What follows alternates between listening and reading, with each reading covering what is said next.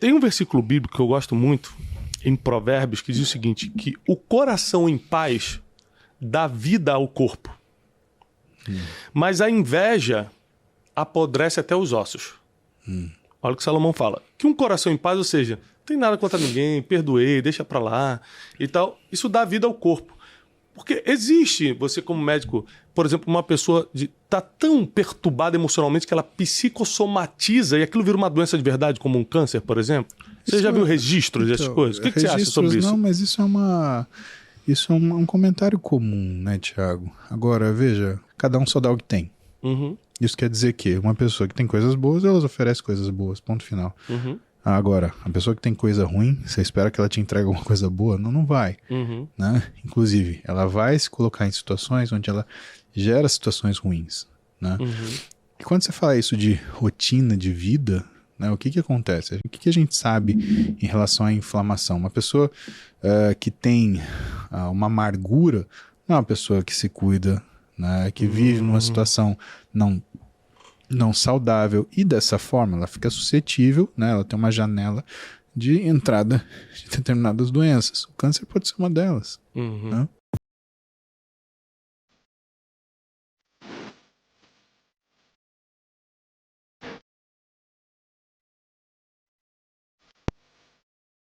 Bem-vindos mais um Brunecast. Hoje nós estamos numa série especial, é isso mesmo, Wesley? Isso, gente. E por que hoje é especial, Wesley? Porque a gente tem um convidado super especial. É verdade, Wesley, que você passou mal hoje à noite, de madrugada, quando você soube que era o dia de gravar com ele? Quase não dormi. Quase não dormi. É muita emoção, Wesley? Muita. Muita emoção. E eu fiquei feliz, Wesley, porque você falou assim, será que o nosso convidado de hoje vai perceber que eu tenho um shape parecido com ele? Eu falei, será? Eu não sei se ele vai... Eu fiquei no espelho assim, acho que eu tô até mais fortinho. Hoje a gente está recebendo aqui, recebam com forte aplauso, o Dr. Paulo Musi. Obrigado. Isso aí. E nós temos aqui no Brunecast várias pessoas que estão se inspirando no Paulo Musi. O Teixeirinha. Muito bom, Teixeirinha. O Teixeirinha tá firme e forte. Vamos fazer uma foto aqui pra gente postar aqui, ó. Aluno do Paulo Musi. Muito né? bom, Teixeirinha. Temos pessoas que estão nesse nível. Agora, Musi, primeiro, muito obrigado. Imagina, um prazer. Um grande prazer te receber aqui. E a gente recebe aqui no Brunecast gente, assim, de variedades de assuntos, né? Desde jogadores de futebol até pensadores, médicos, gente fala de saúde, gente fala de tudo. E pra gente é um privilégio poder levar esse assunto hoje do Brunecast, porque muita gente aqui no Brasil e no exterior que nos escuta tem dificuldade em encontrar uma linha de saúde, porque existem mil medicinas hoje. Fato. Tem gente que fala isso aqui, ó, só isso aqui pode. Não, isso aqui não pode. Esse remédio pode. Não, isso aqui faz mal. Então, é difícil encontrar uma linha de pensamento. Eu tenho encontrado muito equilíbrio em você, eu tenho te acompanhado. E isso foi uma das grandes motivações de te chamar aqui. Para quem não conhece, Paulo Musi é ortopedista e traumatologista esportivo, tem 42 anos. Sim, senhor. É isso? Já foi do Exército Brasileiro, né? E hoje é responsável técnico pela clínica Musi, tá bom? Aos 11 anos de idade, com a necessidade de ganhar massa muscular devido ao esporte que ele praticava, o Muay Thai, ele iniciou na musculação, né? É isso mesmo? É isso. Primeiro vamos começar com um assunto assim, básico. Por que a musculação é tão importante? Não digo pro shape, não digo pra beleza, pra autoestima, eu tô falando pra saúde. Realmente tem impacto na saúde, na longevidade, por exemplo? É muito difícil falar em exercício na longevidade, porque você não fez um trabalho, né, duplo cego, randomizado, multicêntrico, onde você comparasse o tempo de vida média de uma pessoa que faz exercício resistido e não. E a gente tem que lembrar que existe uma série de formas diferentes de exercício resistido. Existem exercícios mais para hipertrofia, existem exercícios que são mais para força, existem exercícios que são para resistência de força. Então, a gente só pode afirmar do ponto de vista profissional, Thiago, aquilo que realmente existe. Mas o que é que a gente entende? A musculação, ela... Perdão, é asma, tá? Não é Covid, não. Pra ninguém ficar assustado. Não, mas o Eli tá até... Se for de você, ele pega Covid. Não tem problema nenhum. Pô, peguei e ganhei 3 quilos. Ele confia na fonte. Ele falou, esse vírus aí é do bom. Esse aí tá até os músculos. Muito bom. Então, tava te falando que o que o exercício resistido faz, que é muito importante, né? Que é o nome que a gente fala para musculação, né? é que ele é capaz de baixar a sua inflamação sistêmica, né? E assim, eu gosto de definir as coisas porque senão vira um jargão do senso comum, que nem estresse, que nem... Isso é uma virose, né? Acho que todo mundo já tá meio cansado de ouvir isso, e se não está, eu espero que esteja, né? Eu espero que cobrem mais informação. Mas o que é essa inflamação? Inflamação é um estado onde o seu corpo percebe uma agressão e ele libera substâncias, que são substâncias de resposta celular e que fazem com que o seu corpo reaja a estímulos agressores, sendo patógenos virais, bacterianos, agressões mecânicas, ou seja, qualquer situação que possa possivelmente criar uma disrupção que é o funcionamento daquele organismo, tá bom? E o problema é que essa inflamação sistêmica, né, quando ela se estabelece, ou seja, quando o seu corpo ele se acostuma a se defender de alguma coisa, em situações como alimentação desregrada, falta de sono, estresse físico e mental aumentado, até o mental, você começa a ter uma modificação naquilo que é, por exemplo, a liberação hormonal. E por onde a gente começa? A gente começa por insulina. Né? Existe um aumento da resistência à insulina, existe um aumento do risco de diabetes, existe um aumento do risco mesmo de diabetes autoimune, porque você está gerando imune complexo, você vai estar modificando o que é uma situação natural do seu organismo. E assim, hoje a gente sabe que o diabetes tem uma série de diagnósticos diferentes, né? Você tem os DMOID, você tem o diabetes tipo 2 causado pela parte metabólica, onde está associado a um erro alimentar, você tem o diabetes que é ao nascimento, você tem o diabetes autoimune de início precoce, então você tem um monte de formas. E a coisa começa por aí. Só que quando você desagrega a sua resistência à insulina, a segunda coisa que vai embora, a sua pressão arterial. Quando começa a ter alteração da pressão arterial, você começa a ter aumento de risco de doença cardiovascular, risco de infarto, risco de AVC. E ao mesmo tempo, por conta da inflamação, as tuas células de defesa, por exemplo, seus macrófagos, eles começam a ter um desvio de função. Eles começam a reconhecer fragmentos, por exemplo, do seu colesterol como partículas que são partículas nocivas. E aí esse macrófago engloba esse colesterol e forma uma coisa que a gente chama de puff cell. Essa puff cell, ela atravessa o endotélio, formando ateroma. Então, além do risco da doença cardiovascular, existe risco da doença ateromatose. Então, é como se fosse um moto contínuo, onde chega uma hora o paciente, você não sabe o que foi o primeiro problema. E isso está muito ligado à falta do exercício. É como se a musculação ela fosse capaz de melhorar o quadro geral e fazer com que essas situações elas fossem prevenidas. É claro, o ideal, Thiago, Wesley, é que você combine as duas coisas.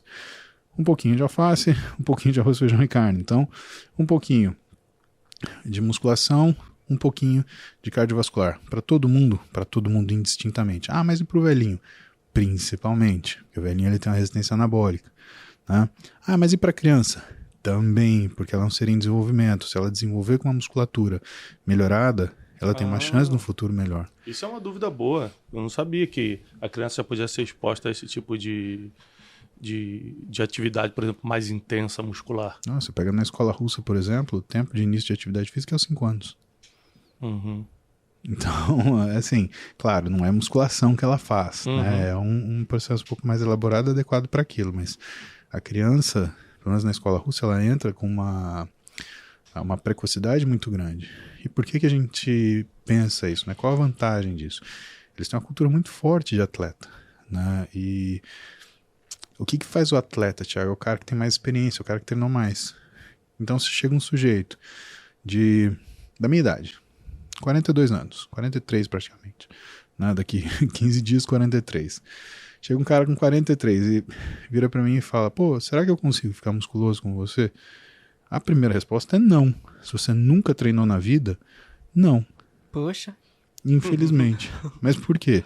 Eu comecei com 11, eu tenho 30 anos de treino, né? E hoje o meu treino é uma coisa extremamente intensa e consistente. Eu treino todo dia. E aí você fala o seguinte, mas e se eu começar a treinar desse jeito? Você está dando uma mensagem pro seu corpo que não é uma mensagem modificadora, é uma mensagem estressora. Vamos fazer o contrário. Eu pergunto para você, posso saber o que você sabe hoje? Você fala, pode. Então, vou estudar o que você estudou. Ótimo, pode começar por aquele bookshelf lá que tem 300 livros. Pô, mas eu vou demorar, se eu ler um livro por dia, 1 ano. E ainda assim, eu não vou saber o que você sabe. Por quê? Porque não houve tempo, disposição, a experiência para eu raciocinar aquilo que eu li. Não passou pelas mesmas situações de vida e tal. Exato, e o exercício funciona mais ou menos assim. Então a gente tem que entender que cada pessoa, mesmo que você procure uma resposta igual, o processo tem que ser diferente. Muito bom isso, ou seja, tem que ser personalizado, né? Sempre. Agora, uma coisa que eu percebi, Muzi, quando eu comecei a me exercitar um pouco mais agora, eu não sou nenhum atleta, né, mas nos últimos meses eu tenho levado muito mais a sério a saúde. Eu percebi que a minha cabeça melhorou. Sim. Ou seja, como é que pode algo físico influenciar tanto no emocional e no mental? Por exemplo, eu fiquei mais criativo. Aquela lousa ali, meu Deus, como eu queria usar aquela lousa para explicar para você. Mas vamos tentar imaginar. Seguinte, o exercício te coloca em estresse, tá bom? Qual o estresse que ele te coloca? Ele te coloca num estresse que é a capacidade de resistir ao esforço e percebê-lo. Entre outras coisas, se eu pegasse um homem com 43 anos de idade, mas que fosse um cara saudável, tivesse vigor físico, o que você ia notar ele treinando comigo? Ele ia começar a perder a capacidade de realização de trabalho muito precocemente. Primeiro exercício, talvez ele até fizesse comigo, tá? Até peso, tá? Segundo exercício, mais ou menos. Terceiro, ele não faria. O que no cérebro muda principalmente a liberação de serotonina, noradrenalina e beta-endorfina, tá? O que essas coisas têm de especial? A noradrenalina, ela é a adrenalina que corre no sistema nervoso central, te dá a sensação de bem-estar. A beta-endorfina, ela é como se fosse um analgésico natural. E por que ela é liberada, Thiago? Porque o exercício dói. Então, ela não é para te causar prazer, é para equilibrar o que é a sensação de, entre aspas, dor que o exercício causa. Mas não é qualquer dor, é uma dor que acontece sem estímulo de lesão, tá bom? Porque quando você tem uma lesão e você tem liberação de substâncias inflamatórias, essa mesma beta-endorfina, ela é inibida. E aí a dor que você sente aumenta em vez de diminuir. E, finalmente, serotonina, que te dá a sensação de saciedade, de satisfação. Pois bem, o que é difícil no processo de pensamento? Só um minuto, é por isso que quando a gente treina, a gente fica mais disposto a resistir comida. Por exemplo, eu treinei 1 hora. Se alguém me oferecer pizza, por exemplo, que é uma das coisas que eu mais gostava, eu vou conseguir dizer não. Mas se eu estou 1 semana sem treinar, a chance de eu dizer sim para uma besteira é muito maior. É por causa dessa serotonina? Será por isso? Pergunta para toda pessoa que faz exercício, qual é o dia mais difícil de fazer dieta? É o que ela não treina. Ela não é, Wesley. É. O Wesley que tá no foco. Gente. Chega sábado e domingo, né? Puta, sábado é difícil. Por isso que eu treino sábado e domingo. Aliás, eu treino principalmente sábado e domingo. Porque é o dia que eu posso treinar bem, sem correr. E porque as pessoas elas têm uma ideia errada da musculação, Thiago. As pessoas acham que musculação é uma coisa para ser feita e se exaurir. Não é isso. Pelo menos o nosso objetivo é ganhar massa muscular, melhorar a sua saúde, sua composição corporal. A musculação ela é um processo de trabalho físico que deve ser cumprido. Qual que é a diferença disso? A diferença é a seguinte. Quando você vai fazer musculação e você não dá tanta atenção a intervalos, e você quer seguir sempre o mesmo intervalo, o que vai acontecer? Seu desempenho cai. Existe uma qualidade da execução ótima. Faça um exercício 10 repetições. Se eu repetir dali 15 segundos, não completo. 30 segundos, completo, mas eu me estafo. Isso quer dizer que o terceiro exercício vai ficar mais difícil. Se eu der 2 minutos, quer dizer que você vai conseguir fazer esse exercício 100%. E pode ser que a terceira série dele, você faça 100% também, tá? Por que isso é importante? Porque o corpo não reage à sensação de cansaço. Ele reage à quantidade de trabalho realizado.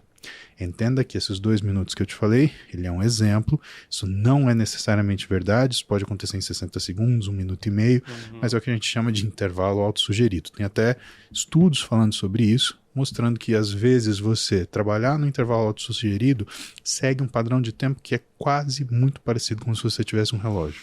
O Wesley, por exemplo, ele treina, ele descansa 15 minutos entre uma série e outra. Aí, deu segundo, eu já vou embora. Já. Agora, gente, traduzindo aqui para vocês toda essa parte técnica que o Muzi está trazendo, é o seguinte. Se você... Muita gente me escreve assim, poxa, Thiago, eu tô muito estressado. Thiago, hoje eu li uma mensagem de uma seguidora que falou assim, eu trabalho de manhã com toda disposição, à tarde eu tô morta.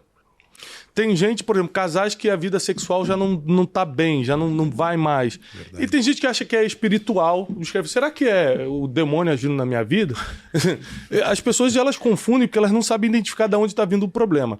Uma coisa que eu percebi é que tudo na minha vida melhorou quando eu comecei a me dedicar, colocar foco na saúde. Aliás, onde tem foco tem resultado. Colocou foco tem resultado. E aí melhorou minha disposição. Antigamente, por exemplo, dava 4 horas da tarde, cara, eu já estava morto. Moído. Eu falava, meu Deus, eu tô cansado, parece que passou um trem em cima de mim. Hoje em dia eu continuo me cansando no final do dia, mas é totalmente diferente. Não é uma sensação de tô atropelado. Lembra que eu te falei que o exercício físico, ele tem uma questão do limiar da fadiga e a resistência a ele? Se você todo dia se expõe a uma fadiga indescritível, o resto parece fácil. Por que eu começo meu dia agachando fazendo leg press com 500 quilos? Porque, meu amigo, depois você faz leg press com 500 quilos, o resto fica fácil. Você já tá fazendo agachamento já, ué? Tô. Eu ainda não fiz. Não, mas eu vou ter que fazer. É verdade que o agachamento, uma pergunta que... Exercício mais completo, sim.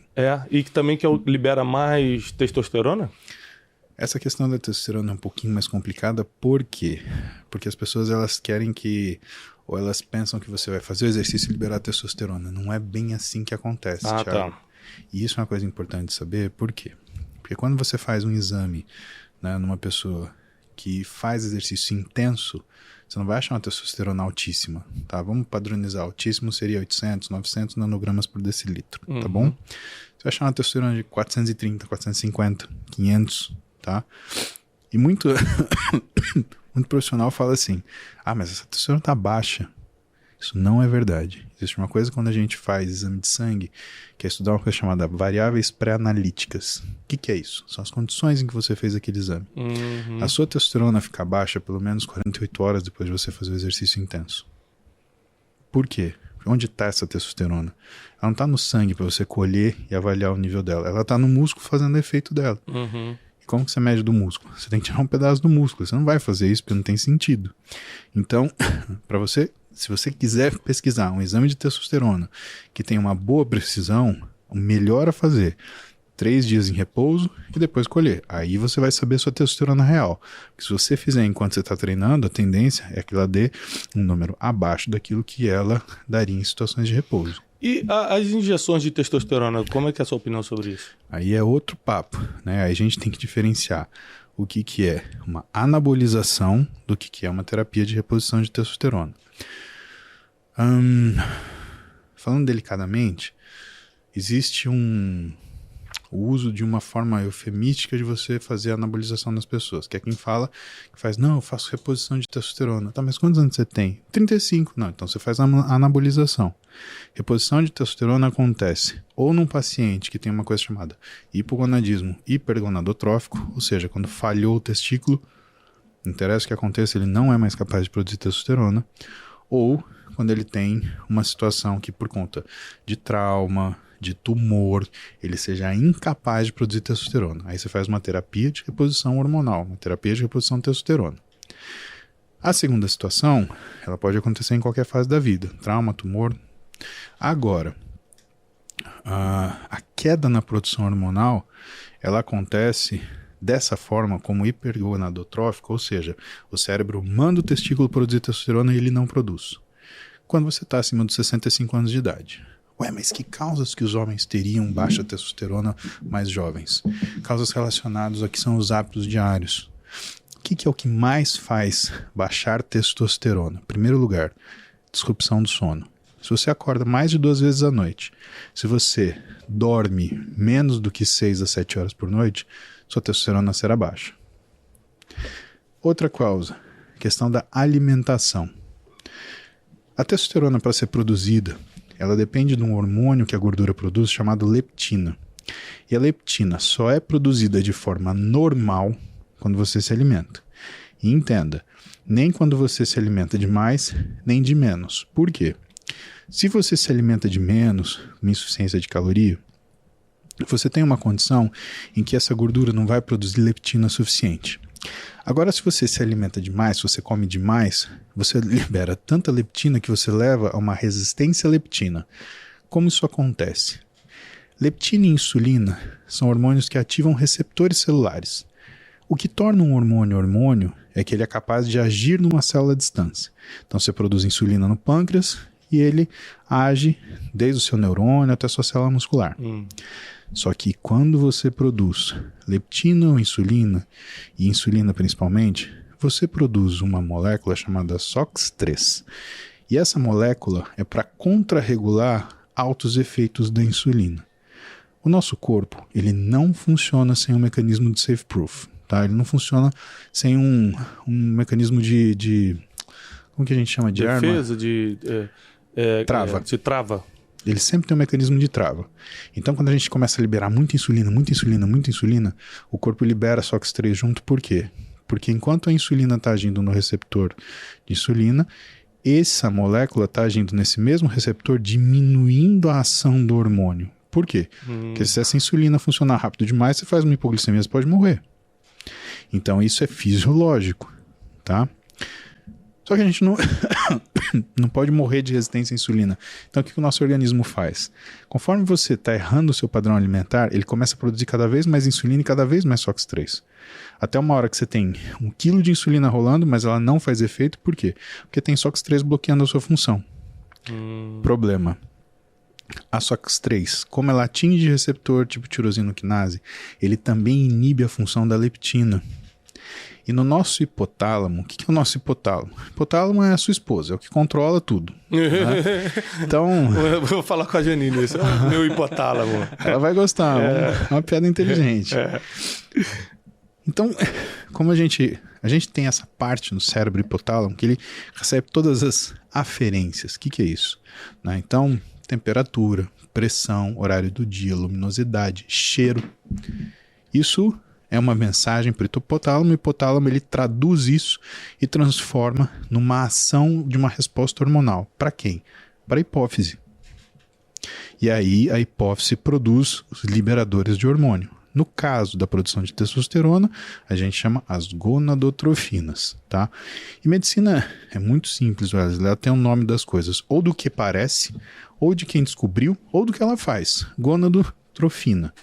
Gônadas, testículos. Trofinas, alimentadores. Então, alimentadores dos testículos ou dos ovários. Mas de onde que vem essa palavra? É latim? Vem do latim? Latim, tá? Tá vendo como eu sou conhecedor, né, gente? Tudo medicina vem de latim e grego, né? Herança de Hipócrates aí, fala. Tem algum exemplo de alimento que vai abaixar a sua testosterona? Qualquer alimento em excesso. Quando você tem um excesso de caloria, o que acontece? Você gera resistência à insulina. A resistência à insulina gera uma resistência à leptina. A leptina não é percebida pelo hipotálamo e o hipotálamo ele deixa de produzir hormônios liberadores de hormônios. E é importante para quem está assistindo a gente que a testosterona, e o doutor me corrija se eu estiver errado, um dos maiores impactos, além de cansaço, você não ter força física para nada, é o desgaste sexual, o cara não consegue ter um bom desempenho, correto? Sim. Porque eu vejo muitos amigos relativamente novos, né? Eu não vou dar nomes aqui porque a gente não quer expor, que eles já não conseguem trabalhar como antes. Será por causa da testosterona, doutor? E a segunda pergunta, já para emendar. Fala. O estresse aumenta a quantidade de cortisol. Perfeito. E o cortisol, ele luta contra a testosterona? O cortisol, ele age no hipotálamo e na hipófise, bloqueando a produção de tanto GNRH, que estimula a hipófise a produzir liberador de hormônio, quanto ele inibe a hipófise a produção de LH e FSH, que estimula a produção de testosterona. Então, o cortisol no cérebro, ele inibe a liberação dos hormônios que fazem a produção de testosterona. Isso é fato. Agora, a questão sexual, Thiago, ela é mais complicada pelo seguinte. Vigor físico também se deve à energia consumida. Um cara que come errado, que não tem força para nada, ele não vai conseguir ter uma relação sexual satisfatória. E quando a gente fala de relação sexual, principalmente no homem, a gente fala de 3 condições diferentes. Primeiro, libido. Segundo, função erétil. Terceiro, desempenho sexual. O que são essas coisas? Libido é o quanto você pensa no ato em si. O quanto você deseja aquele ato, quanto você projeta esse ato, quanto você imagina. Função erétil. Isso tanto para homem quanto para mulher? Não, isso eu tô falando de homem. Tá. Mulher é um pouco diferente. Mulher é bem diferente. A função erétil é o quanto você consegue ter o seu membro funcionando. E finalmente, o que é performance sexual? Quanto tempo você consegue manter o seu membro funcionando? Então, quando o sujeito ele tem, por exemplo, um consumo ruim de alimento, que ele tem uma falta de energia, o que costuma acontecer? Ele não tem energia disponível, isso tende a diminuir o que é a função sexual dele. O que é a função, então? É a função erétil, a libido e a performance sexual. O que normalmente começa a perder? O que começa a perder é a libido e a performance sexual. Mas por uma relação muito difícil de você observar, por quê? Porque a performance sexual cai porque esse cara está cansado. Se ele está cansado para viver, ele está cansado para aquilo que rima, né? E aí... Eu não entendi, gente. Eu sou casado aí. Começa com F e termina com UD. Então, assim, que no nosso caso, o termo bíblico é coito. Isso. Ele fica cansado para coitar. Para coitar. Então, assim, essa situação, o que começa a acontecer? Isso gera ele uma sensação de apreensão. E aí o que acontece com o libido? O libido começa a apanhar. Ele começa a ter menos vontade. Por quê? Porque a experiência que ele tem não é uma experiência sexual satisfatória. E aí o que começa a acontecer? Isso começa a virar uma disfunção erétil. Isso daí é um mecanismo mais ou menos que acontece, uma coisa que a gente chama de disfunção erétil psicogênica, que atinge muitos homens, que é difícil tratar. E que quem consegue sair dessa, pelo menos na minha experiência, são homens que têm parceiras fixas. Por exemplo, um homem casado. E claro, onde a parceira está disposta, né, a lidar com isso junto com o sujeito. Por quê? Ele começa a ter ansiedade, né? Então ele vai se preparar para a ação e de repente, mão gelada, pé gelado e meu amigo, nada responde, né? Fica tímido e esquece. E aí, o que é o mecanismo? O que é o processo curativo? É uma pessoa que a mulher dele já conhece ele bem, já está com ele faz tempo, então deita na cama, começa a conversar, papo vai, papo vem, de repente fica gostosinho, relaxa, pum, acontece. Então, parte do que você precisa fazer é criar condições para... Lembra, o ambiente é muito importante, né? O ser humano, ele é um ser emocional, né? O ser humano é o que está daqui para cima, né? Não é o que está daqui para baixo. Você imaginar, por exemplo, você vai dar um hormônio, você vai resolver isso. Todos os androgênios, né? Testosterona e seus derivados, eles são pró-ansiogênicos, né? Eles aumentam a ansiedade. Você imagina um cara que está ansioso, você dá uma coisa que aumenta a ansiedade, como você acha que ele vai ficar? Então, uma das coisas ruins que acontecem é quando você quer tratar uma causa sem investigar ela devidamente. Você tratar uma deficiência de função sexual, né, com testosterona, sem você ter certeza que há um déficit, esse paciente, em vez de melhorar, piora. O que pode acontecer? De novo, a gente volta à questão da personalização. Medicina tem que ser personalizada, seria isso? Tem. Porque se for tipo assim, não, isso aqui resolve pra você, mas não quer dizer que vai resolver pro outro, porque as taxas são diferentes, o motivo dele estar assim é diferente. Por isso que medicina personalizada é um pleonasmo, né? Não existe medicina de conjuntos, né? Todo mundo que faz isso assim. Você imagina, você tem disfunção erétil, você vai sentar com 10 pessoas e falar, quem tem disfunção erétil? Eu, e aí? Me trata. Pô, não vai, né? Fala, quem tem disfunção erétil? Aí você vai chegar, doutor, tem um amigo meu, né, que é sempre assim, o amigo do meu primo, né? Então você vai falar isso, rapaz, cara... o Erlen nunca teve tão feliz na vida, porque ele tá conhecendo o ídolo dele e resolvendo os problemas que ele tem na vida de uma vez. Foi 2 em 1. Não é 2 em 1 no mesmo podcast, aí é loucura. Nem pagou essa consulta e tá resolvendo o problema dele. Agora, isso é impressionante porque você tocou em outro assunto que aí vamos para a vida emocional. Boa. A maioria dos problemas que a gente tem, a gente não consegue compartilhar. Ainda mais quando se trata de algo íntimo, por exemplo, como uma disfunção erétil. E outros problemas também que a gente tem às vezes na saúde, como um amigo meu, e agora eu tô falando um amigo meu, não sou eu não. Sei. Não, um amigo meu, não, é sério. É um primo do amigo. Não, um primo de um amigo, não é um primo mesmo, não. Senão eu falaria, porque eu falo cada coisa aqui. Ele ficou muito tempo com um problema no reto, e por vergonha, ele ficava segurando, né? Não vou no médico, não vou falar pra ninguém e tal. Perigo, bicho. E aí foi virando um problema maior, Sim. né? Foi virando um problema maior. Aí teve que fazer colonoscopia e tal. Papai, ele mora fora do país. Ele teve que vir pra cá pro Brasil, porque no país que ele tava não tinha... Eles não estavam entendendo o que estava acontecendo com o cara. E quando chegou aqui, cara, o problema estava agravando por causa... Ele conseguiu resolver, mas por causa do tempo em que ele demorou. Ele ficou tipo 2 anos sentindo dor. 2 anos, falou assim, não, mas isso aqui resolve. Não, isso aqui não precisa. Vou no médico, vai ser constrangedor. E deixou o problema agravar. Então essa questão emocional de tô com vergonha, ninguém pode saber. Como isso também deve estar destruindo pessoas. Cara, né? você sabe que uma coisa importante, né? No consultório, pra você ter uma ideia, né? Um consultório de medicina esportiva, a gente atende mais ou menos nessa área de 300 a 400 pacientes por mês, tá? E a minha postura como responsável clínico é a seguinte: uma pessoa não vai no médico como quem vai na padaria, Thiago. Principalmente homem. Ele vai no médico uma vez a cada 4 anos, 5 anos, né? Pra tentar cortar uma unha do pé que ele mesmo não resolveu ou que ele mesmo fez uma encravada, né? Que isso é o cabra que cria. E se é assim, qual é a função do médico? É investigar ele. Por quê? Porque, principalmente para fazer exercício. Não é porque a pessoa quer fazer exercício que ela tem saúde. Você tem que justamente achar esse padrão de saúde para ela, ver, né, dar segurança para ela praticar esse exercício. Então, pelo menos duas vezes por mês a gente faz um diagnóstico de câncer lá. E um dos cânceres frequentes que a gente acha é câncer de intestino. E qual é o problema? Um dos mais comuns, ele vem de polipose familiar. Ou seja, você já sabe a chance daquele cara é alta.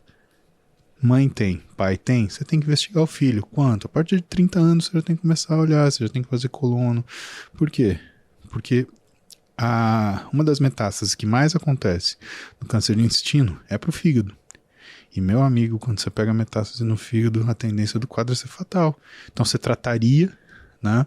Às vezes, dependendo do tamanho do tumor, até na coluna mesmo já trataria. Então pega aquele pólipo que tá meio esquisito, pumba, corta ele, acabou, resolveu, né? Mas você deixou virar um câncer de intestino que virou uma metástase hepática. Cara, isso é horrível, cara. Sabe uma coisa? Eu morei nos Estados Unidos um tempo, alguns anos, e uma coisa que eu percebi é que o americano odeia ir no hospital por causa da questão financeira. Tudo que você vai no hospital é cobrado lá nos Estados Unidos, né? Ou seja, eles vão te atender, você pode entrar, não precisa nem mostrar documento. Vai direto, tem que operar, opera, tem que fazer... Só que depois chega a conta na sua casa. O americano é tão traumatizado com isso que ele começa a se tratar em casa. Por isso que as farmácias americanas são ultra modernas, porque o cara vai lá e se automedica, pega, toma em casa um monte de coisa e tudo. E essa cultura de eu não vou ver, eu não vou fazer os exames. Eu lembro que, morando nos Estados Unidos, eu vinha pra cá pra fazer, dente, fazia aqui, não fazia lá. Ah, sim, sem dúvida. Exame geral de sangue, hemograma completo, fazia aqui. O Brasil está muito avançado em relação a alguns outros lugares, talvez não na tecnologia, mas pelo menos na eficiência humana. Posso te falar que a tecnologia é semelhante. Agora, não é nem eficiência, é a cultura do médico brasileiro, Thiago. E eu vou te falar que, assim, isso é uma coisa que eu me orgulho. A medicina brasileira, ela é diferenciada, tá? O americano, e a medicina é uma questão de cultura. Então tem muito menino que eu cuido no Interligas, né? Um programa que a gente cuida de alunos de graduação de ciências da saúde. Então, medicina, nutrição, educação física, psicologia, farmacologia, biomedicina, fisioterapia. E os meninos da medicina perguntam, e fazer medicina no exterior? Aí eu pergunto, você vai ser médico no exterior? Não, minha ideia é voltar no Brasil. Não faço. Por quê? Porque a medicina, ela não é uma ciência, é uma arte. Ciência é física, química, biologia. Né? A medicina é a aplicação de uma ciência. E se ela é uma arte, se ela é artesanal, aí por que ela é artesanal? Por exemplo, o sujeito rompeu o bíceps. Eu fui lá e operei. Outro sujeito rompeu um bíceps. É igual? Não. Às vezes a cirurgia é parecida, mas é completamente diferente. Tá? É o mesmo músculo, é o mesmo osso, é o mesmo lugar que você vai colocar. Mas o modo de fazer é completamente diferente. Tá? E como é artesanal, depende da cultura do povo que ela está inserida. O americano, ele tem uma característica muito complicada em relação a essa questão de judicialização. Né? Isso aí. Então... Você assina um monte de termo. Eu lembro que assino muito, irmão. Se a gente errar alguma coisa e morrer, você está assumindo a responsabilidade. Você assina um monte de termo de... porque... Eles querem tirar a responsabilidade. Total. É isso aí. E assim, você percebe que isso é uma defesa contra o quê? Porque lá qualquer coisa você pode ser processado e perder. Né? Uma paciente minha que está nos Estados Unidos, ela tropeçou, torceu o tornozelo e fraturou o tornozelo. Foi no médico lá, o sujeito não pôs a mão, tirou um raio-x porco e botou um RoboFoot nela, um imobilizador daqueles de plástico, mandou ela pra casa. À noite ela me manda uma foto, o tornozelo dela desse tamanho, preto. Eu falei, minha filha, agora no hospital, você fraturou, isso daí é cirúrgico. Mas não precisava nem examinar, dava pra ver que o negócio era grave. Não, mas eu já fui. Eu falei, não, volta no cara. Não dá. Eu falei, por quê? Não, porque o cara nem pôs a mão em mim, me contou a história. Eu falei, você não reclamou? Eu falei, eu reclamei, mas ele falou que eu podia processar ele. Aí toca eu ligar para um amigo meu, um otorrino que é daqui do Brasil, Márcio. Ele e a esposa estavam nos Estados Unidos. Eu falei, Márcio, preciso que você me arrume um ortopedista aí agora, urgente. Uma paciente me fraturou com o tornozelo, é cirúrgico e, cara, já tá mais de 12 horas aí e ela tá num estado terrível. O cara achou pra mim um brasileiro que tava lá, atendeu a menina, operou, tirou ela de perigo, porque você pode ter uma trombose, você pode ter outras coisas que não são, né, necessariamente da fratura, mas são causados pela alteração hemodinâmica que você tem no lugar, que pode ameaçar a sua vida, né? Desde uma embolia gordurosa, que é a fratura de um osso, né, até uma trombose por causa da posição da perna. E aí, os caras se justificam nessa questão de, eu posso ser processado por assédio sexual. Cara, você tem que tratar. A mulher tá com o pé quebrado, você tem a coragem de botar um imobilizador e mandar pra casa. Peraí, isso é um desvio de função. Você não tá sendo médico, você tá sendo um advogado. Se o advogado te fala pra fazer isso, cara, pelo amor de Deus, então eu espero que o dia que você se machucar não seja tratado por um advogado americano. Você tá fudido. Você tá tendo infarto? Não vou pôr a mão não, porque se você morrer, né, pode ser que você me culpe. Então esse é o problema, sabe, Thiago? É uma medicina onde a preocupação do médico, ela tá abaixo ela tá mais na lei acima do que na pessoa, né? Exatamente. Essa frase é perfeita. Ele tá mais preocupado com a lei e como a lei vai ver isso do que a solução do problema da pessoa. Ou seja, o médico de hoje é o fariseu da época de Jesus. Ele se preocupava mais com a lei do que com as pessoas. Por isso que Jesus falou assim, pois, vocês estão, se você sofreu um acidente no sábado por causa do Shabat judaico, os fariseus, que eram os doutores da lei da época, falaram, não, se Jesus fica fazendo coisa no sábado, falou, então quer dizer que se você tiver um problema no sábado, você não vai resolver? Ele falou assim, uma vida vale mais do que o sábado.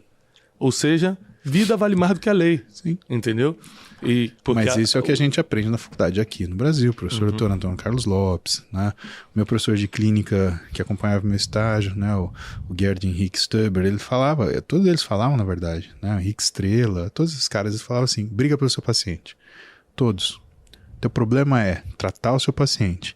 E todos falavam uma coisa que muito se aplica, que é muito perfeita, assim, que hoje, com 20 anos de medicina nas costas, a gente nota, né? O paciente não é a doença dele, o paciente é o paciente. Você tem que tratar a doença. Aliás, você tem que curar a doença, mas você tem que tratar o seu paciente.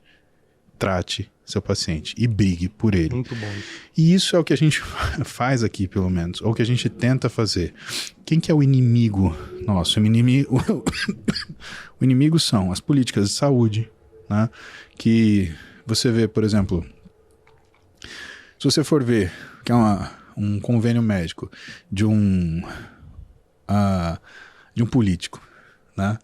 Cara, ele vai para um hospital de primeira linha e ele tem acesso a tudo que é exame, tudo que é tratamento, e ele é a família dele, né? Aqui a gente teve 16 anos que você teve trazendo médico de fora do Brasil que não falava português para atender você e sua família. Bom, se fosse tão bom assim, por que presidente, deputado, vereador não passavam com esses caras? Porque para falar que é bom para a família dos outros eles falam, mas para tratar, não. Né? Você tem a questão da operadora dos planos de saúde, né? As operadoras de plano de saúde, elas são empresas. E o objetivo delas não é cuidar de pessoas, é gerar lucro. E aí tem que existir um comando muito forte para que não haja um desvio de função. Você tem que gerar lucro, mas você não pode prejudicar seu paciente por isso. Você tem que gerar lucro, mas você não pode se negar a fazer um procedimento que ele precisa. Você tem que gerar lucro, mas você não pode achincalhar com o médico e ameaçar ele profissionalmente porque ele pediu o exame para o seu paciente.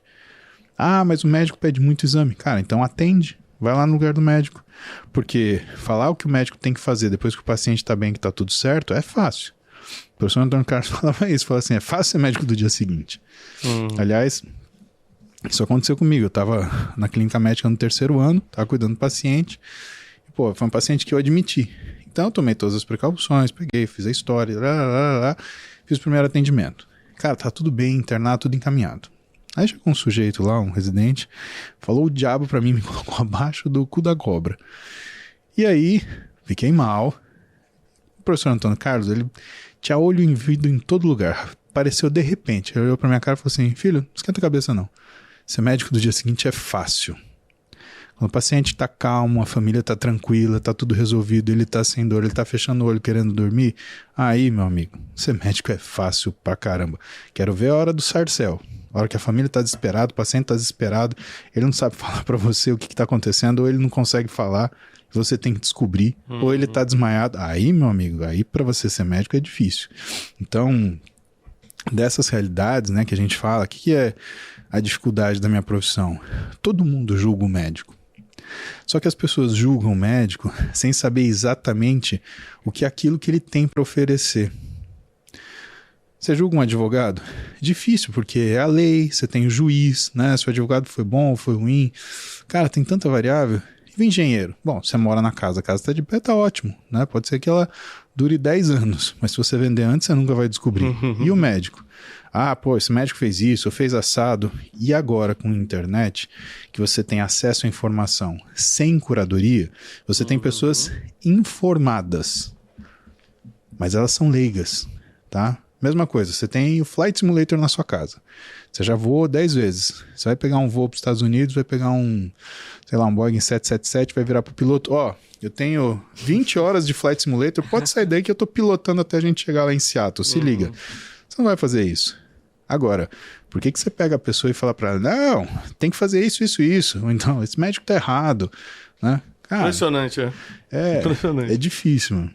E, doutor, você falou um pouco sobre a dificuldade do médico. Você acha que a maior dificuldade em lidar com o público é controlar as emoções do público? Não, controlar as suas. As próprias. Do médico. Lógico, você é um ser humano. Que emoções você tem? Né? 5 emoções básicas. Tristeza, raiva, surpresa, repulsa e medo. E a sexta, que é a positiva, alegria, tá? Alegria só sente a hora que o caso está resolvido. Mas essas 5 aqui, você sente a todo momento. O que, entre aspas, faz você perder o que é a sua capacidade de raciocínio bom? É você ser dominado por alguma delas. Isso acontece. Você simpatiza com doença, então, com o doente. Então você fica triste pelo que ele sente. Você tem medo por um desfecho ruim. Você se surpreende com uma condição anômala diferente daquilo que você está acostumado. Tá? Você tem raiva da sua incapacidade de resolver imediatamente ou de saber aquilo lá. Então você tem todas essas emoções acontecendo dentro de você enquanto você trabalha. E não é que você perde isso com o tempo, mas você controla e convive com isso melhor. É um dragão que está dentro de você. Mas com o tempo a tua coleira fica cada vez mais forte. E nessa situação, o que existe na verdade é assim, como eu te falei, tem a doença e tem o paciente. Você quer curar a doença, você precisa tratar o paciente. Mas nem sempre você consegue fazer as duas coisas ao mesmo tempo. Então, não dá para você ficar às vezes dando atenção ao paciente, sendo que você tem uma situação, né, mais diligente, mais importante ou prioridade para você resolver na hora. Né? E dessa forma a gente cria uma dificuldade que é a de conexão do médico com o paciente, e isso é importante. Por quê? Que nem eu falei para você, né? O que o paciente procura no médico? Confiança. É isso que ele procura, é isso que o médico vende, né? E essas situações onde ele não se sente acolhido desafiam a confiança que ele tem no médico. E cara, nada que a gente possa fazer, se o paciente não confia que aquilo vai funcionar, vai ser realizado direito. O paciente não vai saber se referir, se melhorou ou piorou. E só isso já complicou tudo, porque o seu tratamento depende daquilo que é a percepção de melhor e pior. E o que vem a ser mais problemático ainda? Quando você vê na medicina esportiva, que é a minha segunda especialidade, o paciente às vezes vem com uma receita pronta, daquilo que ele quer fazer. E pode ser a maior bobagem do mundo. Só que, e pode ser que ele vai se dar muito mal. Pode ser que você dê pra ele uma pílula de açúcar. Cara, ele vai passar mal, ele vai ter enjoo, ele vai ter dor de cabeça, ele vai falar que ele cansou, ele vai falar que ele não dormiu, vai falar que ele teve dor. E você pode dar tudo o que ele quer, que pode ser um veneno, que ele vai falar, não, agora eu tô bem, agora eu tô legal. Então, mas teu cabelo despencou. Não, mas tá tudo bem. Não, mas você tá tendo disfunção erétil. Não, mas não tô usando. Não, mas você tá... não tô usando mesmo. Você tá treinando, você tá bufando aí, que você tá que nem um boi velho. Não, mas eu tô conseguindo treinar, eu tô treinando forte pra caramba, tô cansando. Sabe, No final as emoções mandam. Sempre manda. O ser humano, ele é emocional, ele tem picos de razão. E a gente tenta, na realidade, ampliar os momentos de razão que a gente tem. Mas o ser humano é emocional. Agora, num quadro geral, para quem está assistindo a gente, se você fosse dar um quadro geral de saúde, a gente já falou, dormir 7 horas. Tá. Seria um conselho geral? Gente, durmam 7 horas? 5 refeições ao dia. 7 horas. Dormir 7 horas. Só uma dica de sono aqui, porque muita gente que segue a gente pode ter problema com isso. Acordar antes das 8. Tá, acordar antes das 8. Dormir que horas? Dormir antes das 23. Dormir antes das 23. Porque isso é o fisiológico, tá? Tá. Tem alguma... Por exemplo, melatonina. É bom, é ruim? Melatonina é um precursor de serotonina. Se você tomar uma dose de melatonina, o que acontece? Você vai precisar de menos sono para você... Descansar? Sentir-se descansado, tá? Então, o que vai acontecer? Você começa a fazer uma coisa que chama insônia inicial. Aliás, insônia terminal. Você vai acordar, 3:30 da manhã e não vai conseguir dormir. Ah, entendi. No primeiro dia, segundo, parece legal, né? Porque você vai usar isso para você trabalhar, fazer alguma coisa. Só que a falta de sono, ela é soberana. E aí você vai começar a se sentir cansado, vai ter mal-estar, vai começar a ter enxaqueca ao longo do dia. Então, né? E a tua vida vai ficar uma dica natural para dormir. Cara, melatonina é uma droga de exceção, Thiago.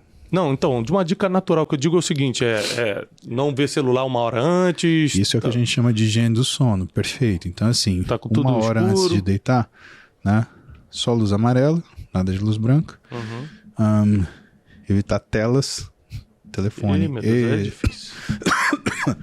Na realidade, trocar, né? E voltar a coisas que você fazia. Por exemplo, o livro. O que livro é importante ou ler, né? Quando você está ansioso, você tem noção de quantas palavras você pensa por minuto? Não. Chuta um número para mim. Por minuto? 800 palavras? Quase, 1000. Você acha que você pensando 1000 palavras por minuto você consegue dormir? Claro que não. Então, quando você pega uma coisa para ler, você começa a diminuir a velocidade do que você está pensando, porque você está concentrando na leitura. Ó, dica de ouro, hein? Então é como se você fosse freando. Ah, mas ler é chato. O que as mais pessoas reclamam? Eu vou estudar, me dá sono. Olha só. Então o que você vai fazer? Você vai pegar um livro à noite e você vai ler. De preferência não um livro técnico, um livro mais de literatura, porque o objetivo é esse, é você frear a sua velocidade de pensamento. E o que isso te faz? Leitura é um exercício. Se você começa a ler à noite, você tem uma outra vantagem, que é você conseguir estudar mais durante o dia. Por quê? Porque você vai acostumar a resistir a esse sono no primeiro momento. E quando você estiver durante o dia estudando, você vai ter a resistência que você ganhou. Isso é uma outra ilusão que as pessoas têm. Que é tipo... eu vou estudar 20 horas por dia. Não vai. Você não lê 15 minutos. Como que você vai querer estudar 20 horas? Né? HCC, que é o que eu brinco, né? Que é o método de estudo. Né? Bunda na cadeira. Né? É que ser uma coisa um pouco menos religiosa, né? Mas bunda na cadeira, cara, é uma coisa que é treinamento. Então, primeiro você treina. Fica 20 minutos, levanta, faz alguma coisa. Fica meia hora, levanta, faz alguma coisa. Aí quando você chegar em 50 minutos, você vai estudar. Esses 50 minutos vai parar 10 e vai fazer qualquer outra coisa que não seja estudar. Vai olhar Instagram, vai responder WhatsApp, vai fazer qualquer outra coisa. Deu 10 minutos, volta mais 50. para mais 10. E assim sucessivamente. É que o problema é que nesses 10 minutos o Thiago já me pegou. Uma vez eu deitei ali, me pegou. Eu tenho filmado ele descansando na hora do trabalho. Ele dormindo ali no sofazinho. Tá filmado aqui, qualquer coisa, mandei pro RH. Hora do estudo. Mandei pro RH, tá uma maravilha. Por que quando a gente dorme de menos a gente se sente cansado e quando a gente dorme demais também a gente se sente cansado? Essa pergunta é importante porque primeiro você entender que tem uma quantidade mínima de sono, tá? O sono ele não é uma coisa contínua, Wesley. O sono é uma coisa que aprofunda e superficializa. E por quê? Porque é um processo muito interessante, um processo de fixação de memória, tá? No teu cérebro tem uma área que chama hipocampo, onde tudo que você passou naquele dia ficou armazenado, tá? Desde questões matemáticas que você tem desejado resolver, até questões emocionais, pessoais, profissionais, isso precisa ser organizado, tá? Então, imagina que você solta essas memórias no hipocampo e elas são corticalizadas, ou seja, elas obedecem ao caminho de locais no seu cérebro onde elas são estocadas de acordo com a sua categoria, como uma bibliotecária faria, tá bom? Agora, informações duplas, elas têm dupla estocagem, tanto que a gente fala, emoção é a cola da memória. Então você assistiu um paciente ou atendeu um paciente na faculdade de medicina que teve púrpura de Renox-Schlein. Aí você estudou púrpura de Renox-Schlein. Quando você viu esse paciente, você teve uma resposta emocional a ele. Lembra que o ser humano é emocional. Você se sentiu compadecido, você tem empatia. Então, quando você localizar esse sentimento, você vai colocar junto esse paciente. Quando você colocar junto esse paciente, você vai colocar junto o que é a doença dele, a teoria da doença dele. Vou pegar outra situação. Você sentou com a sua esposa e você foi fazer o cálculo. Não, o Wesley não é casado, infelizmente. São muitos anos. Fala pro Thiago. Ele tá solteiro muitos anos. Depois eu te explico que é uma situação que talvez você possa ajudar, porque tem questão de disfunção aí no meio. A gente conversa depois. Em público é feio a gente conversar. Feio, gente. É feio. Mas, Wesley, até 2022, final de 2022, você resolve essa situação, né? Eu acho que sim, Se Deus quiser, né? E em regra geral, só pra o pessoal ir se localizando aqui, ó. Tá. Dormir 7 horas. Tá bom. Fazer uma higiene do sono. Sim. Tentar dormir até as 23 horas, acordar antes das 8. Sim. As fases do sono é complicado. Por exemplo, eu sempre dormi direto. Agora eu tô acordando de noite, às vezes pra ir no banheiro, por exemplo, e aí demoro 10, 15 minutos pra dormir. Então isso é ruim. Se você estiver acordando mais de 2 vezes, pode estar interferindo na sua secreção hormonal. O que você vai fazer? Precisa ver, por exemplo, alimentação. Coloca aí na sua lista. A última refeição do dia tem que ter um carboidrato de baixa velocidade de absorção. É fundamental o carboidrato à noite. Seu metabolismo piora muito. E você tende a fazer uma hipoglicemia. Que quando ela acontece, como você tem uma regulação de insulina, você faz uma hiperglicemia reflexa. Então tem que ter um carboidrato à noite. Cortar carboidrato à noite é pedir para parar de perder peso e começar a desenvolver síndrome metabólica. Dietas de regulação de caloria para obesos, onde você tem carboidrato à noite, comparadas a dietas mesmas dietas, tá? De mesma caloria, só que sem carboidrato à noite. O paciente sem carboidrato à noite, ele piora metabolicamente, não engorda tão rápido quanto o paciente que come. Qual o carboidrato indicado para você comer à noite? O ideal é que seja uma raiz, né? Então, Inhame é bom? Inhame é bom. Eu adoro inhame, então vou botar aqui. Pode comer todo dia à noite, né? Mandioca, mandioquinha. Batata? Pode. A questão é, você tem que equilibrar o que é quantidade, né? Não dá pra comer uma sopa de inhame que tenha 300 gramas de inhame, né? Porque aí estoura na caloria. Caloria é uma coisa séria. Entendi. Existe uma hierarquia, né? Então, primeiro lugar, horário. Segundo lugar, quantidade calórica. Terceira, distribuição de macronutriente, né? E isso é uma das formas que os nutricionistas eles abordam para fazer o que é a prescrição dietética do paciente, né? Então, caloria ainda funciona. Tem gente, não importa a caloria, é só você não consumir carboidrato. Tá bom. Aí vai o cara na churrascaria, explode de comer. Eu não tô emagrecendo. Lógico que não. No emagrecer e no engordar, o que importa é a caloria, né? O que importa também, Thiago, tá? Porque se você tiver dietas de mesma caloria, só que uma você fracionar em 3 refeições no dia, café, almoço e janta, e outra você fracionar em 6, café, almoço e janta. Só que lanche da manhã, lanche da tarde e ceia, é capaz de você emagrecer com a de 6, mesmo que você não emagreça com a de 3. Por isso você aconselha 5 refeições no mínimo por semana? No mínimo por dia. 5 refeições por dia, sim. E principalmente à noite. E quando a pessoa deve recorrer a um jejum intermitente, por exemplo? Jejum intermitente, ele é uma ferramenta que nutrólogos, endócrinos e nutricionistas, eles recorrem quando existe uma hiperinsulinemia, ou seja, você tem um paciente que ele está quase numa situação de diabetes e você precisa baixar essa insulina dele de qualquer jeito. Só que você dá comida, a insulina sobe. E ele está numa situação de degradação, onde qualquer comida que ele coma, a insulina sobe muito. Ou seja, está muito difícil de você controlar a glicemia e, portanto, muito difícil de você controlar a insulina. Nessas condições, esses caras, né, o nutrólogo, o endócrino, o nutricionista, eles podem sugerir uma dieta de jejum intermitente, porque ela é capaz de fazer com que abaixem os níveis de insulina. Agora, você sabia que tem 3 tipos diferentes? Você tem o jejum intermitente, que a gente chama de alternate day fasting, que é o jejum intermitente onde tem um dia que você come e um dia que você não come. Você tem o whole day fasting, que é você come num dia, só que no outro dia, e assim, come ad libitum, né? Você come quando você quiser, tá? No outro dia, você pega 25% do volume calórico total que você comeu no dia anterior e faz uma refeição, pode ser de manhã, à tarde ou à noite. E a terceira é o que chama de time restricted, ou janela alimentar. Que é o 16 horas. 16 por 8 fasting. É o mais famoso, né? E o que o pessoal faz? O tal do 2 da tarde às 10 da noite. Cara, você para pra pensar. Isso é o jeito que todo mundo engorda comendo. É o cara que não toma café, almoça à tarde e vai comer um jotalhão na hora que ele chega em casa às 9 horas da noite, 10 horas da noite. Então, o jejum intermitente time restricted, que funciona mesmo, né?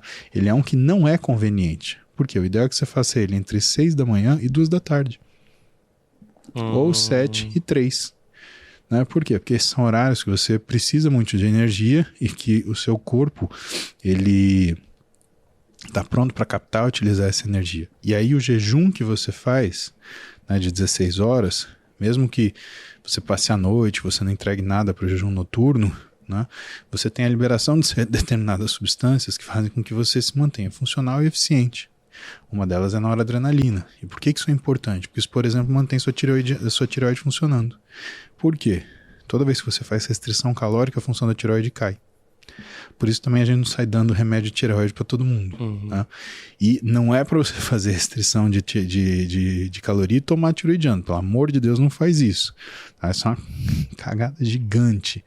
Né? Por quê? Porque se você fazer isso, você vai suprimir sua tireoide. Quando você suprime sua tireoide, você diminui a produção das enzimas que convertem o T4, que é o hormônio pré-hormônio, no T3, que é o hormônio ativo. E quando você faz isso, você cria uma situação que a gente chama de síndrome do tireoide doente. Então, aparentemente, está tudo normal. Mas não está normal. O TSH, que é o estimulante da tireoide, está baixo. O T4, que é o pré-hormônio, está baixo. E o T3, que é o hormônio, está baixo também. Agora, já falamos do sono. Agora falando essa dica do carboidrato foi bem legal, para dormir melhor. Agora falando dos alimentos, dá uma dica pra gente dos 3 piores alimentos do mundo. Fala assim, independente da tua dieta, esses 3 nunca podem entrar na tua vida. Açúcar, álcool, gordura trans. Açúcar. Álcool. E gordura trans, ou gordura de baixa densidade também, é algum tipo de gordura. Tá. A gordura de baixa densidade... Tudo que é gostoso. Ué, pois é. Não, álcool é gostoso. Você tá na álcool cachaça? Não, álcool não. Tu tá na cachaça, velho? O açúcar. Deu ruim, mano. Então, por exemplo, quem treina, nem vinho pode tomar. Não é bem assim. Mas... O vinho tá dentro da categoria de álcool? Apesar de ter, lógico, mas digo... Porque... Tá dentro da categoria de álcool. Mas o problema tudo é quem você é nesse momento e qual a quantidade de vinho que você vai beber. Tá? Você tem um físico já bem trabalhado, um percentual de gordura baixo, não vai ser o vinho, uma taça de vinho que vai te detonar. Mas se você quiser matar meia garrafa de vinho, cara, tu vai se lascar. E o que as pessoas elas querem ver? Quando as interessa... é quantitativo. Quer ver? Eu vou te dar um exemplo. Consumir vegetais e verduras. Mas quanto? À vontade. Então a vontade pode ser 0. Ou seja, a pessoa diminui a quantidade, porque ela não está acostumada a comer. Vamos ver. Pó de álcool. Uma taça. Aí o cara toma uma taça. Se fosse uma taça de 3 litros, tem um balde no formato de uma taça de vidro. Não, e quando a pessoa está focada, ela tem que realmente, por exemplo, o açúcar, que é um problema que eu tinha. Cara, doce era uma coisa que mexia muito comigo. Eu resolvi cortar, porque eu comecei a negociar primeiro. Não, vou diminuir, aí eu só como um negocinho assim. Mas nesse negócio só de provar, cara, já dá uma vontade de você... Já muda a cabeça. Exatamente. Eu não como doce, mas quando eu como, eu torno uma pessoa completamente diferente. É isso aí, eu acho que... Tudo. Então, gente, anota aí, ó. Açúcar, álcool e gordura trans, tá? São 3 coisas que jamais devem entrar. Aqui, gordura trans tá incluindo Cheetos, né, Wesley? Pois é. Cebolitos. Doritos, o baconzitos, tudo isso que, né? O bis... Que você tá comendo muito, uma caixa de bis. E o bis, ele é o chocolate do demônio. Por quê? Meu Deus. Porque ele tem açúcar e sal. Ou seja, quando você come ele, você não sente a quantidade de açúcar que tem. E o açúcar que ele tem faz você ter uma diminuição da resposta osmolar. Isso te dá sede. Só que quando você tá com fome, pra você sede é fome. Aí você come mais um. Por isso que você come uma caixa de bis inteira e depois você quer o quê? Água. E aí o que você quer depois? Mais uma caixa de bis. Entendi. Por isso que tem pessoas nessa sala, que eu não vou dar nomes, que comem 2 caixas de bis vendo filme. Cara, aí depois fala, tô barrigudinho, não sei o que é. 2 é pouco, cara. Você vai falar 2? Você tá de sacanagem. Tá de sacanagem comigo. Você já teve uma fase que você comeu qualquer coisa? Já fez loucura de comer 2 caixas de bis, por exemplo? Já teve o dia da loucura? Cara, sabe? O dia da maldade? Já fez o dia da maldade, Wesley? Fim de semana. Fim de semana? Sábado, Comer assim... Já comeu uma pizza inteira? Já. Nossa, cara, a época que eu fazia jiu-jitsu, Thiago, a gente às vezes saía do jiu-jitsu morrendo de fome, cara. E eu juntava grana o mês inteiro pra gente comer essa pizza, né? Treinava na faculdade, né, com o pessoal da Lotus. E, a gente ia no Roda Grill, que era self-serve e pizzaria. Qual a cidade? Não, aqui em São Paulo, aqui em São na Faculdade de Medicina. Ah, tá. Você sai da Escola Paulista, né, na Borges de Lagoa, tinha...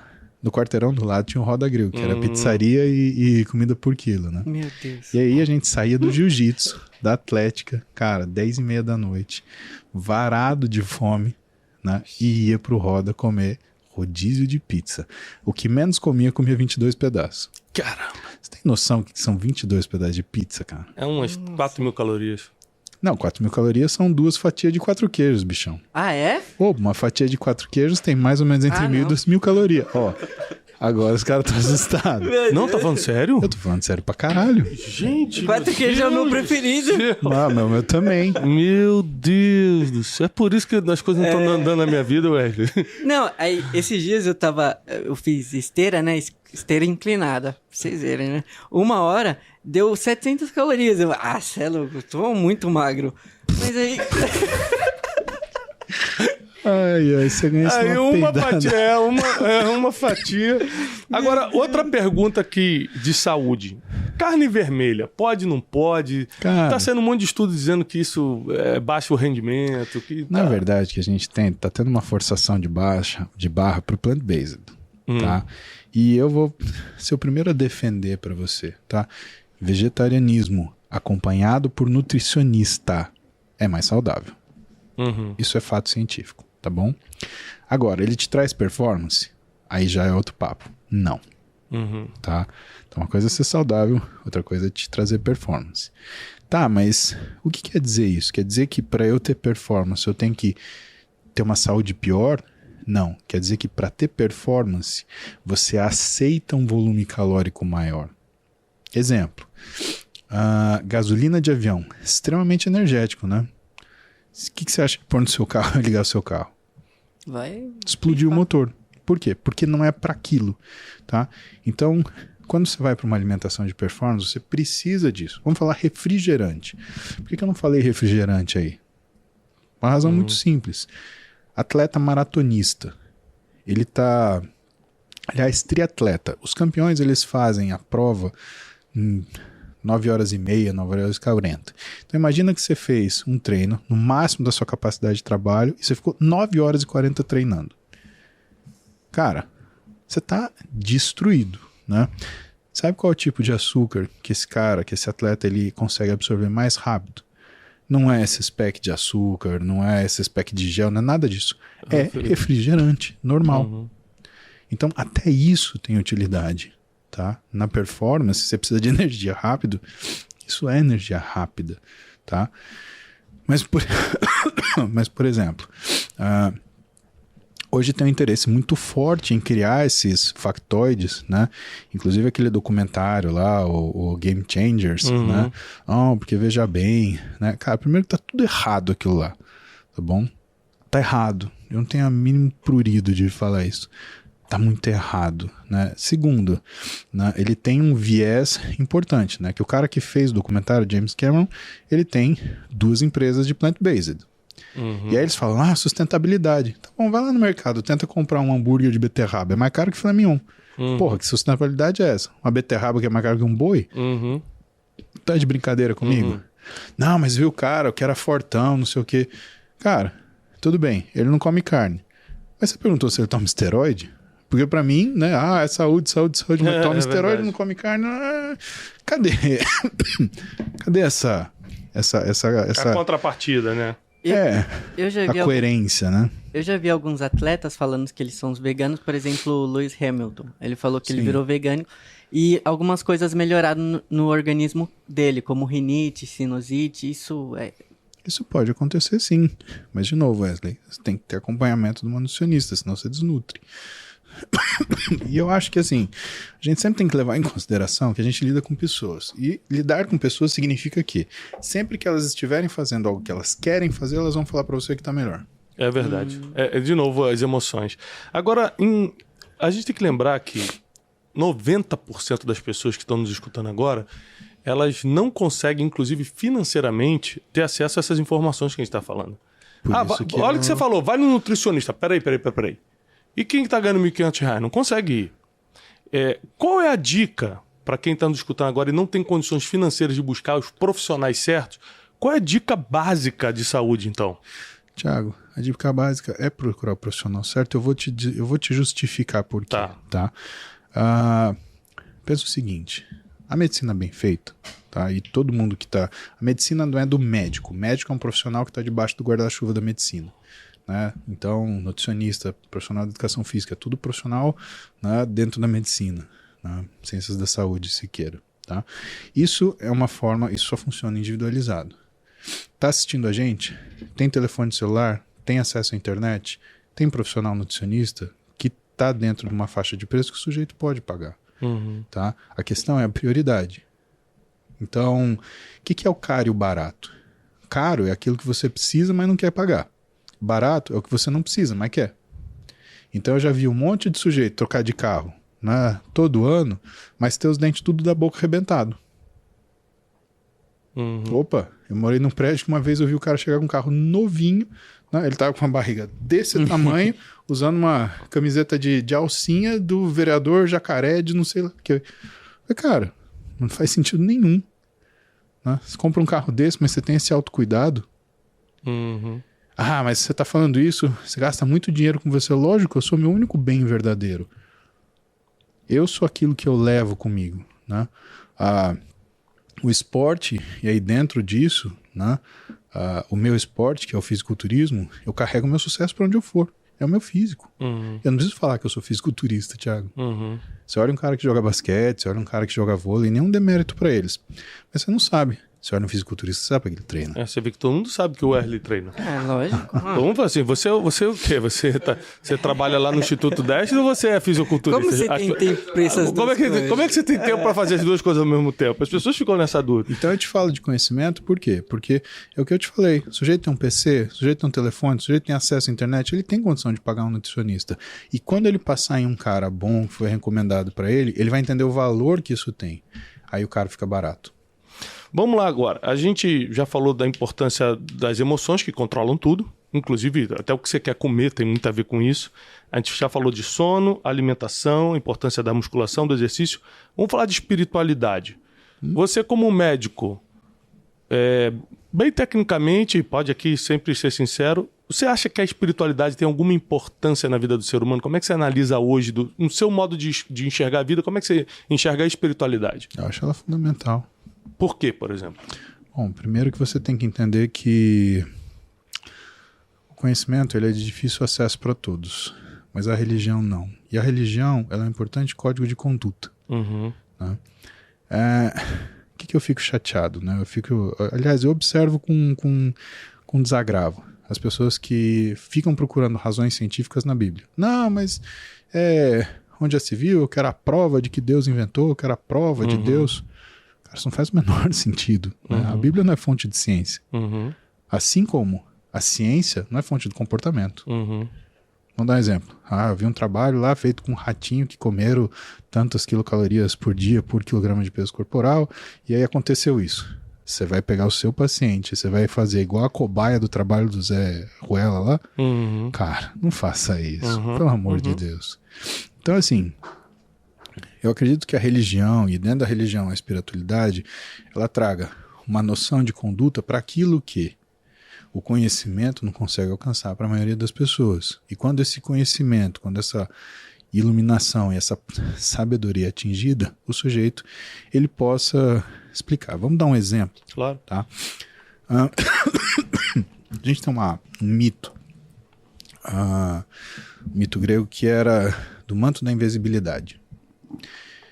Então, uma joia que ninguém podia comprar, ninguém podia pagar, ela não estava à venda e ela é de preço inestimável. Ela é colocada num pedestal e é colocada à sua frente. E você está admirando essa joia. E de repente vem uma pessoa e te entrega um manto da invisibilidade. E fala assim, quando você usa esse manto, ninguém vê você. Aí ele pergunta para você, e aí, você pegaria a joia? O que são valores? Né? Você abre a Bíblia, o que você olha? Não roubarás. Tá? Isso é um código de conduta. O que é a elaboração do pensamento da honestidade? Pô, ninguém vê, mas eu vejo. Então o problema não é se alguém vê. O problema é se você está vendo, você está sendo desonesto. E isso demanda de uma elaboração que vem de amadurecimento, vem de experiência. Então a religião, ela faz parte, é quase como se fosse parte da educação humana, a espiritualidade dentro da religião e a forma que você percebe essas coisas. De certa forma, a espiritualidade, ela consegue te trazer uma série de sensações na sua vida. Acalento, quando você está angustiado. Você não precisa explicar tudo. Calma. Tem coisas que você não sabe explicar. Né? Tem gente que fala, pô, você fez medicina e você acredita em Deus. Cara, eu fiz medicina e eu acredito mais ainda que existe, né, um Deus. Tá? Talvez ele não siga uma religião. Talvez ele não seja... Aliás, se você olhar para todas as religiões, todas têm pontos de confluência. Todas.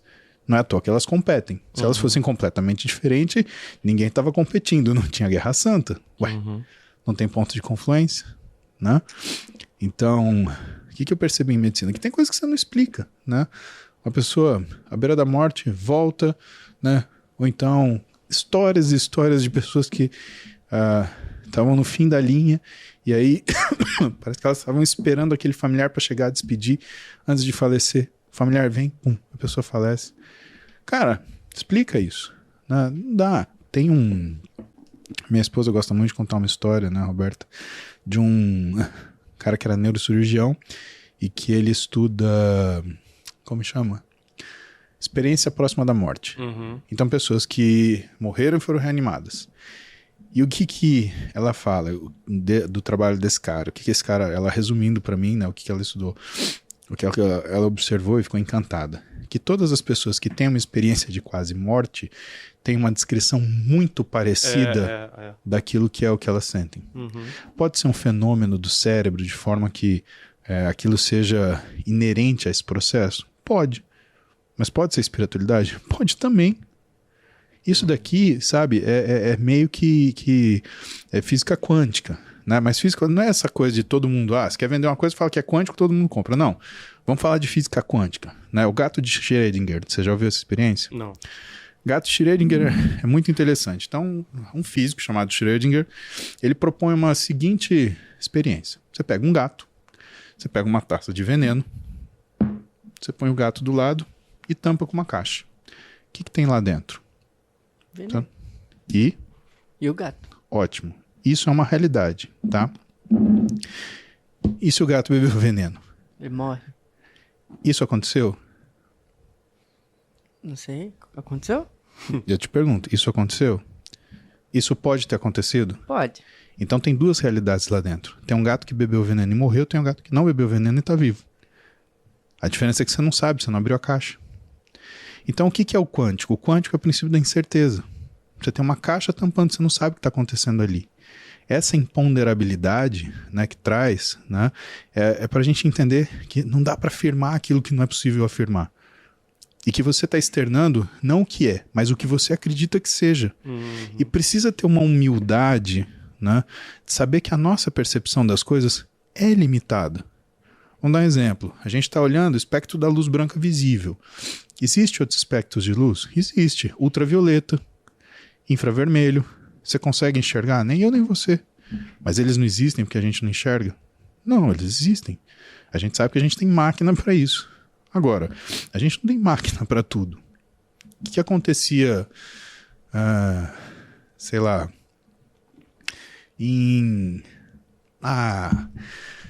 você leu um livro que até virou filme, chama O Físico. Ótimo. Você lembra que no livro a mãe do menino morre com a dor do lado? O que era a dor do lado? Era apendicite. E eu lembro que no filme, na época, era crime... Você abrir o corpo humano. Exato. Esse menino, né? Ele é levado por a mãe dele morre, ele é levado por um barbeiro cirurgião e ele ajuda esse barbeiro cirurgião a fazer, né, o trabalho dele. Só que esse barbeiro cirurgião, ele tem catarata, que eles falam no livro ou na história, né, como ele tem a doença dos olhos, né? E aí, esse barbeiro cirurgião, esse menino quer tratar ele de todo jeito e ele vê uma comitiva de médicos árabes. E aí, ele fala, pelo amor de Deus, cuida do meu amigo, né? E o médico árabe olha para ele e fala, eu sei o que ele tem. Eu consigo fazer essa cirurgia. E essa é uma das cirurgias mais antigas que tem. Data do Egito Antigo, né? Junto com a trepanação. O Egito Antigo, o cara furava o crânio da pessoa para diminuir a pressão intracraniana. Tá? Fazia quase uma cirurgia cerebral, né? Tanto que em algumas escolas médicas a neurocirurgia sempre adota alguma coisa que é um hieróglifo ou alguma coisa assim para celebrar isso, né? Que é uma especialidade extremamente antiga. Pois bem, esse menino fica fascinado pelo que é essa capacidade daquele cirurgião, né, daquele médico, né, em tratar a visão do barbeiro amigo dele e devolver a visão. E ele fala, eu quero ir nessa escola médica. E o cara fala pra ele, olha, eu não consigo te dar certeza que você vá. Porque lá você só é aceito por convite, tá? Aí ele fala, mas onde é, não sei o que lá. E ele acaba na Medina, na cidade, e ele consegue chegar ao médico que era o chefe da escola. E lá ele aprende medicina. E aí acontece o que o Thiago falou. Ele fala, poxa, mas para eu entender o que está acontecendo no corpo humano, eu preciso abrir o corpo humano. Isso era pecado. Tanto era no cristianismo quanto no islamismo. Tanto todas as religiões era pecado você profanar o corpo humano. Pecado e crime. Crime. Você ia preso também. Exatamente. Né? Exatamente. E aí acontece de um auxiliar do laboratório, ele está prestes um paciente está prestes a morrer. E o que era a crença desse paciente? Eu não lembro se ele era druso, qual que era a religião dele, mas que ele tinha que ser deixado no deserto para os abutres comerem a carcaça dele, porque eles acreditavam que isso era uma forma de renovação. Ele falou assim, bom, já que vai acontecer isso, vou aproveitar o corpo dele e vou estudá-lo. E esse aluno de medicina disseca esse corpo. O professor descobre. Ele vai preso. Só que no meio dessa confusão toda, o que está acontecendo? A cidade está sendo invadida. E o Maharaja, que é o chefe do negócio lá, ele está tentando defender a cidade quando esse cara tem uma crise de apendicite. O médico chama o menino. Olha, eu tô vendo uma coisa aqui que eu acho que só você me descreveu. E o menino gela, ele fala, professor, isso é a dor do lado, é o que matou a minha mãe. E precisa tratar. E ele fala assim, a gente só trata se a gente abrir ele. Não, mas não sei o quê. O Maharaja olha para ele e fala assim, me salva, eu não posso estar fora dessa guerra. E aí eles pegam, usam leite de papoula, que na verdade, né, é uma forma de ópio, para sedar o Maharaja, abrem a barriga dele, tiram o apêndice, e isso dá alguns momentos de vida, né, para esse Maharaja, para ele conseguir lutar, porque o propósito da vida dele, ele fala, eu tenho que estar à frente do meu exército. Ele talvez sobrevivesse, né, mas o que acontece? Ele vai para a batalha, e ele morre na batalha, mas o propósito dele se cumpre. A questão é que os outros religiosos da cidade, eles condenam o professor e o menino pelo que eles fizeram. E fica insustentável, o menino foge e volta para a Europa, né? E ele se torna médico de uma faculdade na Europa. Quando, no acaso, e aí é o final do filme, né, dando spoiler, né, aparece o barbeiro. E o barbeiro encontra um outro moleque. E o moleque fala, eu tive isso, mas eu me curei com um médico muito bom que tem aqui. Aí o barbeiro, médico? Eu levo o senhor lá. E aí o barbeiro encontra o menino agora, médico, né, dando aula na faculdade das coisas que ele aprendeu e dividindo aquele conhecimento. Né? Então essa é uma história muito bonita, vale a pena. Vocês querem uma dica para ver? Assiste O Físico, que traz, né, duas coisas na medicina que a gente pratica, né, que a gente aprende em escolas médicas. Né? A primeira é, quem estuda sabe, quem vê entende, quem faz aprende. E a segunda, learn one, do one, teach one. Aprenda uma coisa, faça essa coisa, ensine essa coisa. A medicina ela é uma arte de ser passada adiante. E isso acho que é muito diferente. Porque, por exemplo, você pega uma escola de business, teu professor, que é o cara mais foda, ele te ensina tudo. Ele te ensina até 90%. Ele não fala tudo o que ele faz. Né? Evidentemente, ele vai deixar você descobrir aquilo, até porque senão, de certa forma, você vira um concorrente dele. Né?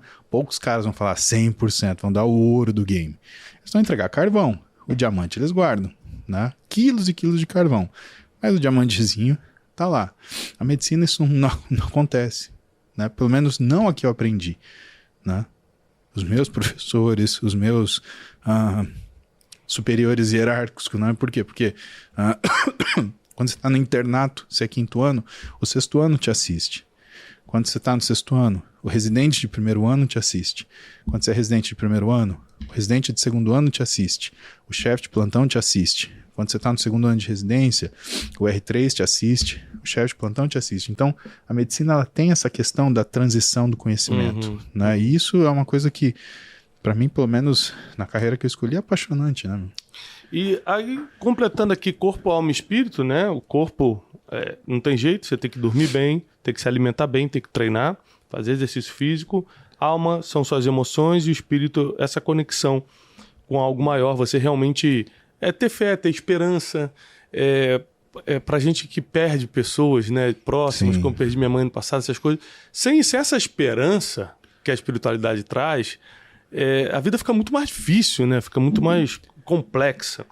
Agora, tem um versículo bíblico que eu gosto muito, em Provérbios, que diz o seguinte, que o coração em paz dá vida ao corpo, mas a inveja apodrece até os ossos. Olha o que Salomão fala. Que um coração em paz, ou seja, não tem nada contra ninguém, perdoei, deixa pra lá e tal, isso dá vida ao corpo. Porque existe, você como médico, por exemplo, uma pessoa tá tão perturbada emocionalmente que ela psicossomatiza e aquilo vira uma doença de verdade, como um câncer, por exemplo. Você já viu registros dessas coisas? O que você acha sobre isso? Não, mas isso é um comentário comum, né, Thiago? Agora, veja, cada um só dá o que tem. Isso quer dizer que uma pessoa que tem coisas boas, elas oferecem coisas boas, ponto final. Agora, a pessoa que tem coisa ruim, você espera que ela te entregue alguma coisa boa? Não vai. Né? Inclusive, ela vai se colocar em situações onde ela gera situações ruins. Né? E quando você fala isso de rotina de vida, né, o que acontece? O que a gente sabe em relação à inflamação? Uma pessoa que tem uma amargura não é uma pessoa que se cuida, né, que vive numa situação não saudável, e dessa forma ela fica suscetível, né, ela tem uma janela de entrada de determinadas doenças. O câncer pode ser uma delas. Né? Agora, para a gente fechar, né, nosso tempo estourou, infelizmente. Eu tenho um projeto chamado Método Destiny, que aliás eu quero te convidar para um dia, não só assistir, como também dar uma aula pra gente. Então, o Método Destiny é uma formação em princípios milenares. Qual é o objetivo disso? Eu ensino 12 princípios bíblicos, ou seja, sabedoria milenar, que todas as ciências concordam. Que legal. Então, por exemplo, eu levo os maiores empreendedores do Brasil, Pega aí a lista Forbes, eu levo lá, faço uma entrevista com eles. Tudo bem, tudo. Você contrata por religião? O cara, não. Então, não importa a minha religião, você vai me contratar. O cara, correto. Beleza. Se eu sou mentiroso, você me contrata? Para ser da sua diretoria? Ele, não. Se eu sou um cara que tenho 2 famílias, você sabe que eu sou casado, mas também tenho uma amante aqui, tô tendo um filho com ela escondido e tal. O cara, não, também não te Esse é o contrato. princípio da máfia italiana, né? Se você traz sua mulher, você não é confiável por ninguém. Pra ninguém. Depois eu vou te contar uma história boa que aconteceu comigo de judeu também lá em Israel, que ele falou isso. Um cara, já te adiantando a história, estava numa mesa de negociação, ia fechar um negócio em Tel Aviv, e eram com alguns empresários, 2 judeus e 3 brasileiros. Eu estava com os 2 brasileiros, não os conheci no dia do fechamento. Cara, tava tudo certo, contrato na mão. Um cara falou assim, um brasileiro, e aí, perguntou pro judeu, onde é que fica as menininhas aqui em Israel? O cara, como assim? Aí ele, as menininhas. O cara falou assim, mas você não é casado? Ele falou, sou, lá no Brasil.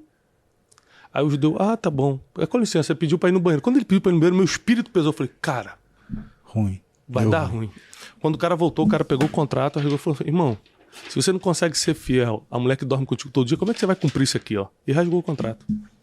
Puta que pariu. Então, assim, você concorda que não precisa ser religioso pra cumprir princípios? Fato. Aí o cara falou assim, não, você tá mentiroso, você não pode ser da minha diretoria. Eu falei, cara, e se eu quebro o princípio da autoridade, que é um princípio bíblico? Ou seja, você é meu chefe, mas eu tô armando contra você. Não, também não contrato. Aí eu vou pegando os 12 princípios milenários e vou fazendo várias ciências provarem que aquilo funciona para qualquer um, independente da fé da pessoa. Quero te convidar um dia para assistir também para dar uma aula pra gente. E está chegando o Método Destiny, não é isso? Isso aí. Vai ser presencial, 1000 alunos aqui em Alphaville, São Paulo. Quero agradecer, Dr. Paulo Musi. Foi bom ou não foi, Wesley? Você realizou seu sonho, Wesley? Não, foi ótimo. Vai fazer uma foto? Ele pode te abraçar depois, que ele tem um sonho de tirar uma foto abraçado. É um sonho que ele tem. E a gente aprendeu muito hoje sobre saúde, né?